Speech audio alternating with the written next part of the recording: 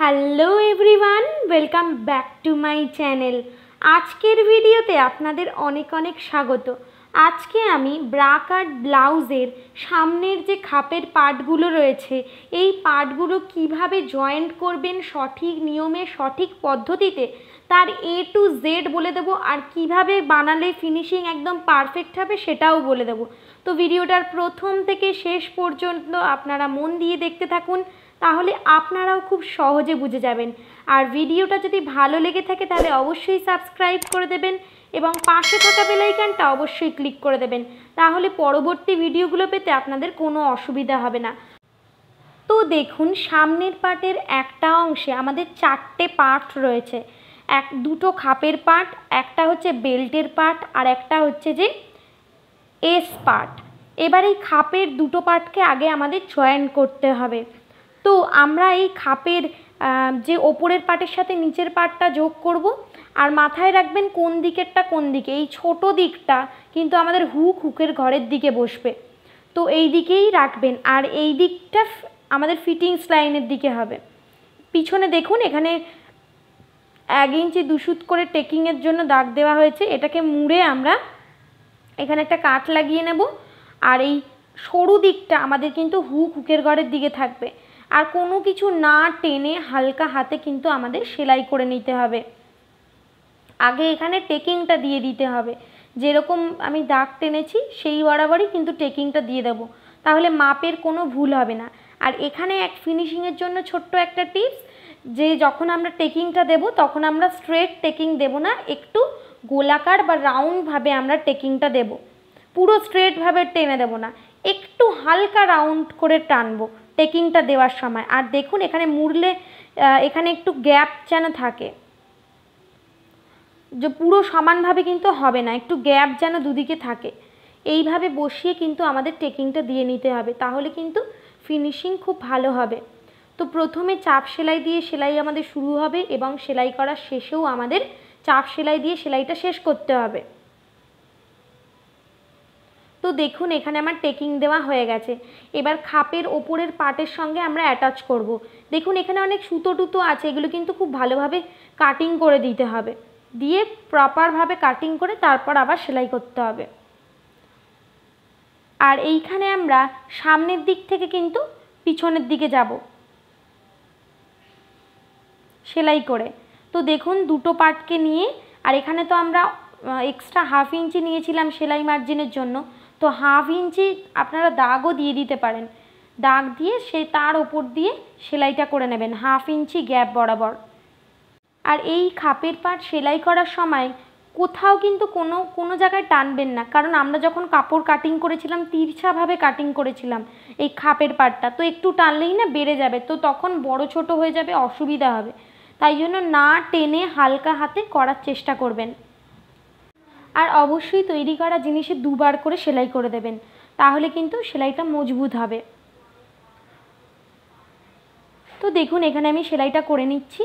আর গোলাকার জিনিসগুলো একটু ধরে ধরে করতে হবে আমাদের।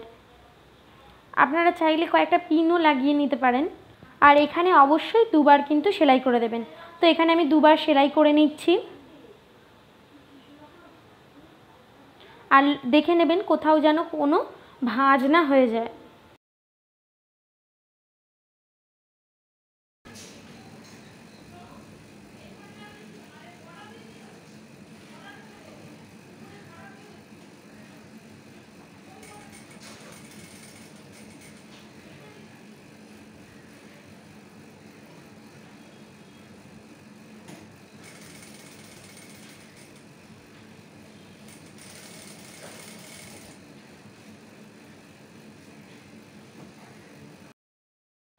খাপের পার্টের এই যে এক্সট্রা মার্জিনটা, এটা কিন্তু সব সময়ের জন্য আমাদের ওপরের দিকে রাখতে হবে, তাহলে কিন্তু খাপের পার্টের ফিনিশিংটা ভালো আসবে।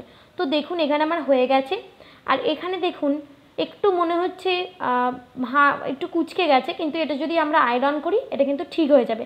নিচে হচ্ছে যে খাপ বসিয়ে যদি আমরা আয়রন করে দিই তাহলে কিন্তু ভালো, একদম আর কোনো কিছু মনে হবে না। তো দেখুন, আমার এবার খাপের পার্টটা তৈরি হয়ে গেছে। এবার এর সাথে আমরা এস পার্টটা জয়েন্ট করব। খাপের পার্ট জয়েন করার পর আমরা এস পার্ট জয়েন করব। আর এস পার্টে কিন্তু আমরা কোনো এক্সট্রা মার্জিন রাখিনি, তো তার জন্য 2 থেকে 3 সুত দিয়েই কিন্তু সেলাইটা আমাদের করতে হবে। 1/2 ইঞ্চি কিন্তু এখানে সেলাই হবে না, তাহলে সেলাইটা ছোট হয়ে যাবে। ঠিক আছে, তো এখানে আমরা 2 থেকে 3 সুতের গ্যাপ রেখে সেলাইটা করে দিচ্ছি। আর অবশ্যই দুবার সেলাই করবেন, সেলাই করার প্রথমে চাপ সেলাই দেবেন এবং সেলাই করার শেষেও কিন্তু চাপ সেলাই দেবেন। আর প্রথমবারে কিন্তু সেলাই করার সময় প্রথমবারটা চাপ সেলাই দেবেন না, কারণ যদি খুলতে হয়, যদি ছোট বড় হয়ে যায় তাহলে তো খুলতে হবে। তো পরের বার যখন সেলাইটা দেবেন তখন চাপ সেলাই দিয়ে দেবেন। আর এখানে এস পার্টটা একটু লুজ করে রাখবেন, যদি কারো ছোট বড় হয় তাহলে এস পার্টটা লুজ করে রাখবেন। আর খাপের যে পার্টটা রয়েছে ওটা একটু টেনে টেনে ধরে রাখবেন, তাহলে গিয়ে আর ছোট বড় হবে না, একই রকম কিন্তু হবে। দেখুন এখানে আমি একটু এস পার্টটা লুজ করে রাখছি, আর খাপের পার্টটা একটু টেনে টেনে, হালকা টেনে টেনে কিন্তু সেলাই করে নিচ্ছি।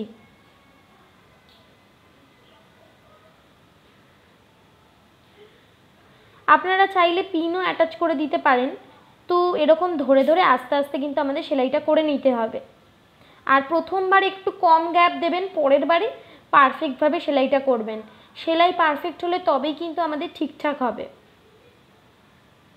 পুরোটা যেন 2 সুত গ্যাপ বরাবরই সেলাই হয়, নয়তো কোথাও ছোট কোথাও বড় হয়ে যাবে। তো এখানে আমার হয়ে গেলে আমি আপনাদের দেখাবো যে এখানে কিন্তু আমার কোনো ছোট বড় হয়নি। আর যদি আপনাদের ছোট বড় হয় তাহলে কি করবেন, খুলে সেলাইটাকে আবার একটু এস পার্টটাকে হালকা করে রাখবেন আর খাপের পার্টটাকে একটু টেনে টেনে সেলাই করে দেবেন, তাহলে কিন্তু কোনো ছোট বড় হবে না। দেখুন এখানে ছোট বড় আমার হয়নি কোনো, আর খাপের পার্টটাও কত সুন্দর হয়ে গেছে। আর অবশ্যই এখানে কিন্তু আরও একবার সেলাই করে নিতে হবে। দেখুন এখানে আমার ছোট বড় হয়নি। আর যদি 1-2 সুত মতো ছোট বড় হয় সেটা কিন্তু কাঁচি দিয়ে কেটে ভালো করে ফিনিশিংভাবে কাটিং করে নেবেন, যাতে দেখতে ভালো হয়। দেখুন এখানে আমার কোনো ছোট বড় হয়নি কিন্তু, আর খাপের পার্টটাও কত সুন্দরভাবে কিন্তু হয়ে গেছে। এবার এখানে যদি কোনো ছোট বড় হয় তাহলে আমি ছোট্ট মতো একটু কাটিং করে দেবো।